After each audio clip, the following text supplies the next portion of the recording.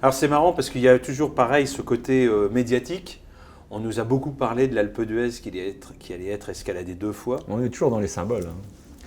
C'est un beau symbole, l'Alpe Tout à d'Huez, fait. c'est clair. Mais est-ce que ce sera l'étape reine du Tour? Pas sûr. Le Grand Bornand, le lendemain, 5 cols. C'est pas L'Alpe, ça va forcément focaliser. La preuve, vous en parlez. Ah oui. Et pourtant, vous connaissez bien le métier, vous connaissez bien la course, vous connaissez bien ce qu'est le Tour de France.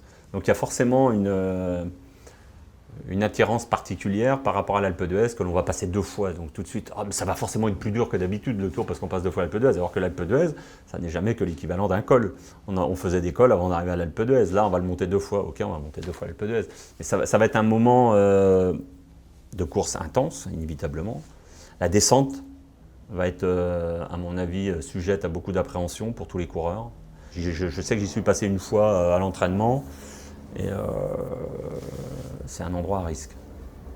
Le fait que tout le monde est focalisé sur cette Alpe d'Huez à escalader 2 fois, on a même entendu c'est inhumain, c'est incroyable. Oui, alors qu'en dénivelé, on ne va pas faire plus que les autres jours. Hein. Non, même peut-être moins. Même peut-être moins. Même peut-être moins. Est-ce que ça veut dire finalement que tout ça n'est que du marketing? Le fait d'avoir. Mais aujourd'hui, la course, quelle qu'elle soit, que ce soit le Tour de France ou un autre événement, c'est aussi un produit de marketing. Regardez le Tour des Flandres, on a totalement modifié la course pour faire du marketing, du business. On a peut-être été un peu trop loin au niveau du Tour des Flandres. Après, vous avez beaucoup... c'est ce que l'on vit et ce que l'on voit dans le sport en général, pas seulement dans le vélo aujourd'hui.